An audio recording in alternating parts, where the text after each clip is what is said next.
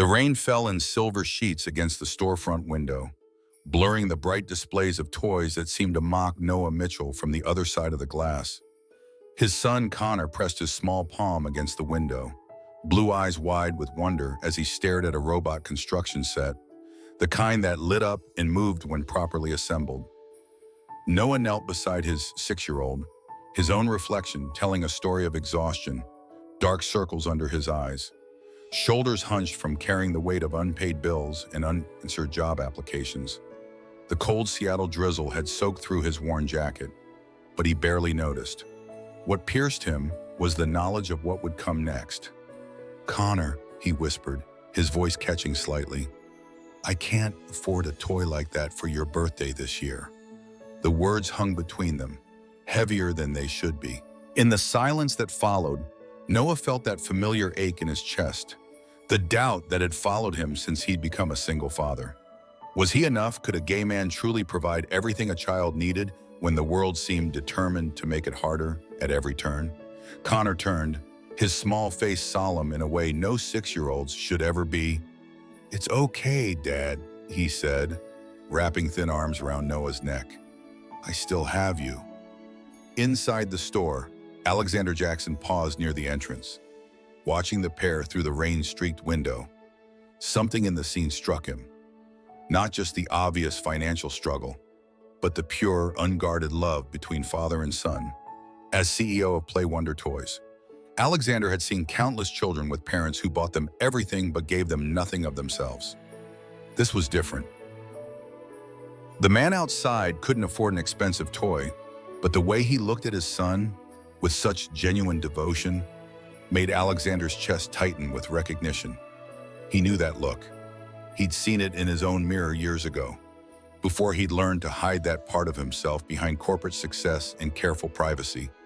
Alexander watched as the father stood, taking his son's hand to leave, and something inside him shifted, a decision forming before he fully understood why. If you've ever felt invisible or judged for who you are rather than what you can provide, this story might touch something deep within you. Follow Heart Stories for the full journey of Noah, Connor, and Alexander, 3 souls about to discover that sometimes the most powerful connections begin with a simple act of seeing someone when the rest of the world looks away. David's smiling face beamed from the framed photo on Noah's nightstand, a constant reminder of what he'd lost and what he still fought to preserve. Noah traced the edge of the frame, remembering how they'd celebrated the day Connor's adoption was finalized.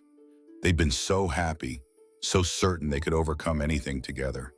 The memory stung with irony now.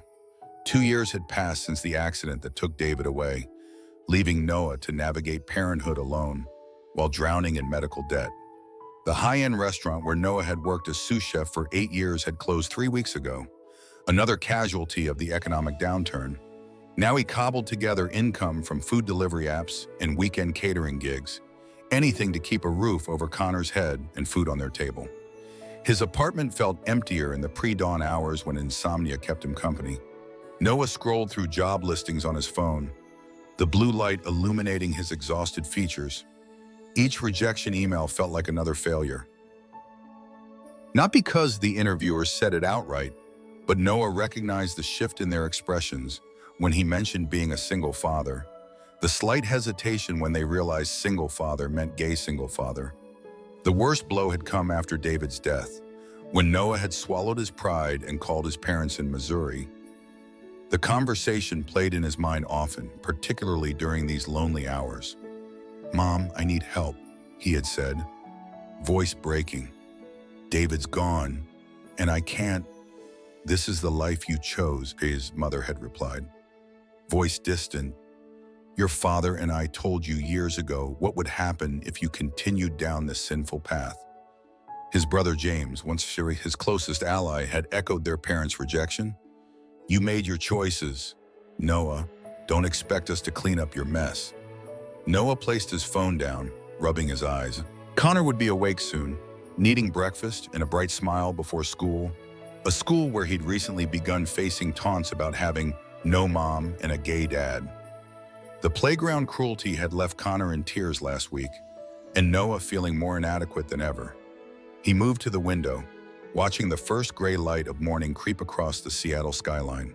Despite everything, he couldn't regret the life he'd built with David, the love they'd shared, and the beautiful child they'd raised together. Connor was the one pure thing in his life, the reason he pushed forward when giving up seemed easier. Noah squared his shoulders and headed to the kitchen. Today he had 3 catering interviews and a meeting with Connor's teacher about the bullying incidents. Somewhere in the city, there had to be someone who would see beyond labels to the desperate father just trying to keep his family intact.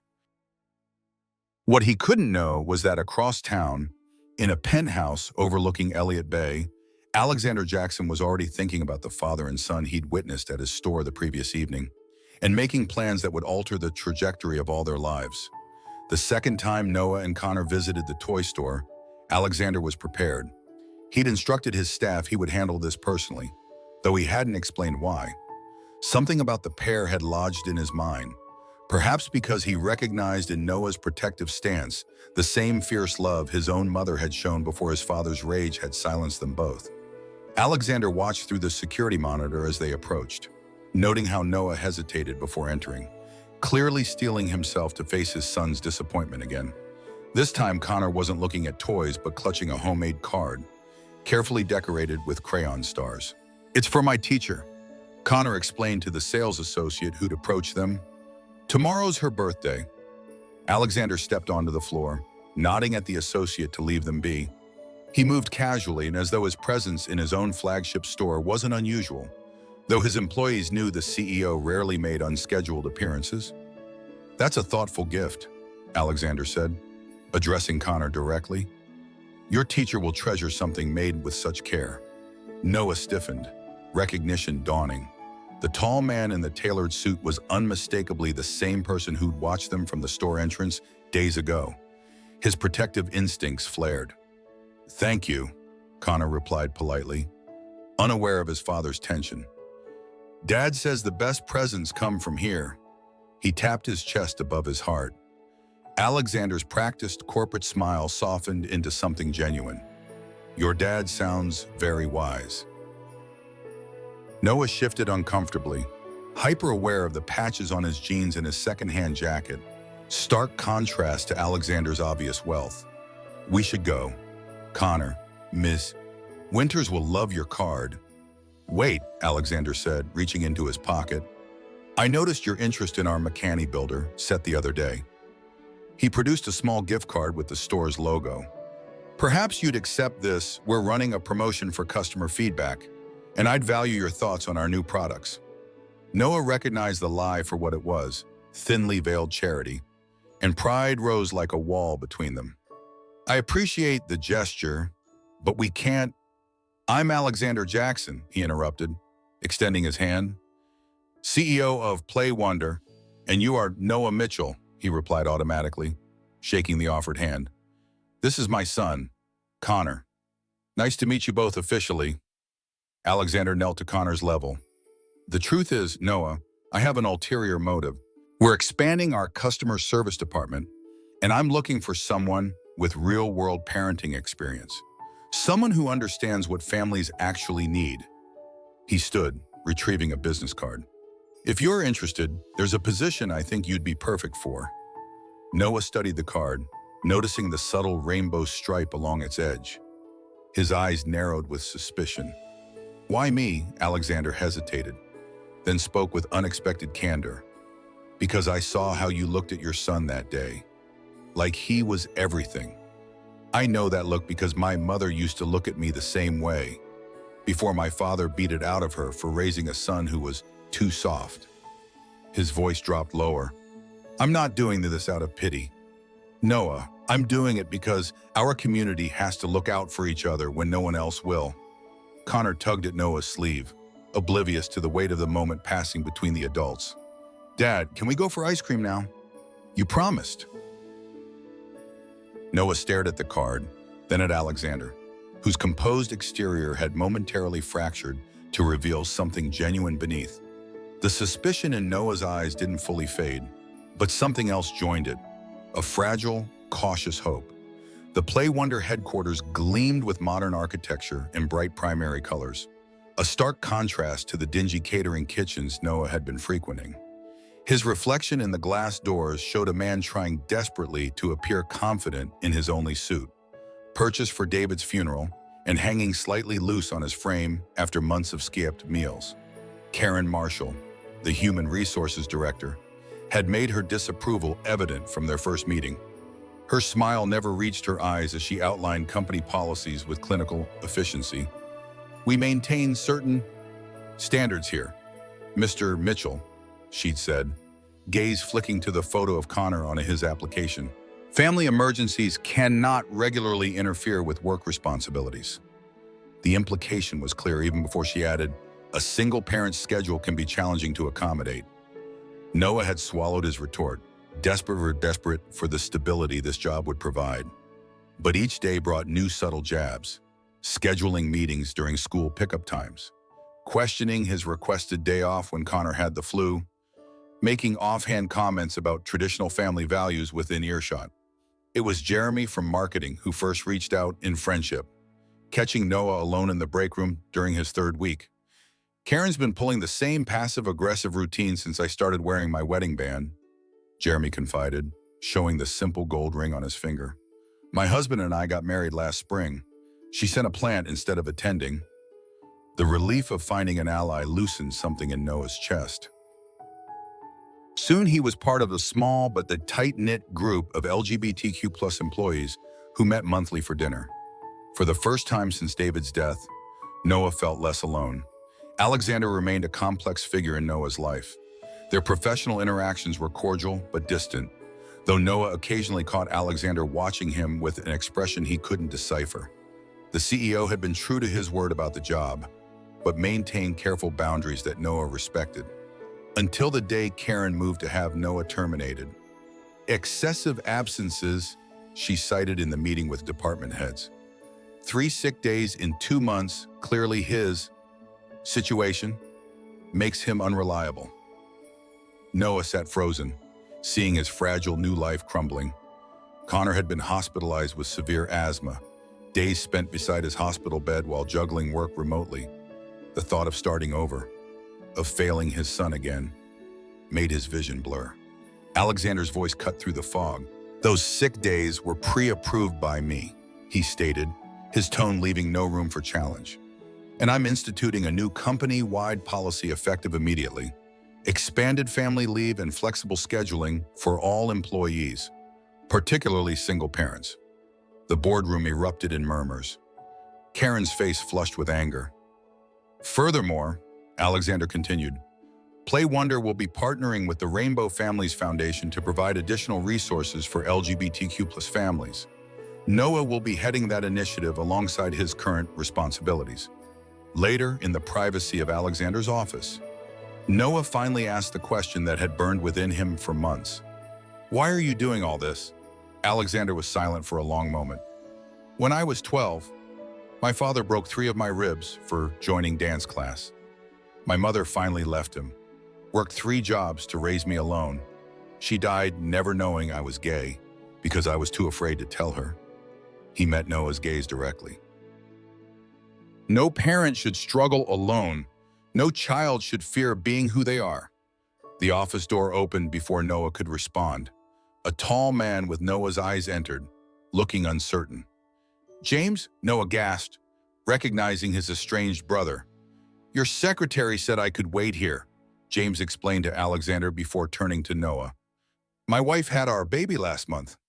It got me thinking about family, about what Dad would say if I pushed my own child away someday." His voice cracked. "I'm sorry, Noah. I should have been there when David died. I should have been there all along." Noah stood frozen in years of hurt warring with desperate longing for family. Alexander quietly excused himself, leaving the brothers alone with the fragile possibility of reconciliation and the complicated understanding that healing rarely follows a straight path. The playground echoed with children's laughter as Connor raced toward the swings, his new backpack bouncing against his small shoulders. Noah watched from a bench, a thermos of coffee warming his hands against the autumn chill. Beside him, Alexander sat close enough that their shoulders occasionally brushed. a casual intimacy that still surprised Noah after months of cautious friendship. "He seems happier," Alexander observed, watching Connor chat animatedly with classmates who once excluded him. Noah nodded. "The school's anti-bullying program is working. Having the principal and teachers actually address the teasing made a huge difference." He didn't add that Alexander's foundation had funded the program, along with similar initiatives in schools across Seattle. Some things didn't need saying.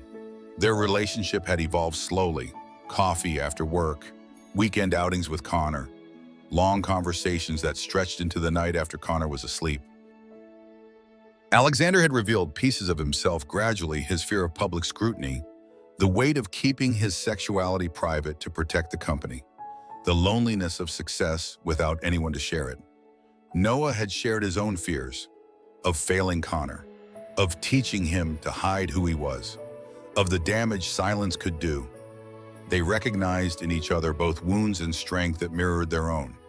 The playground's peace was shattered when a red-faced parent approached, pointing accusingly at Noah. "My son says you live with another man now.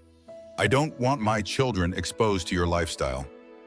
Before Noah could respond, Connor darted between them, small face fierce with protective anger. "Don't talk to my dad like that. He's the best dad in the world, and I'm proud of him." The confrontation drew attention. Other parents gathered, including Connor's teacher and the principal.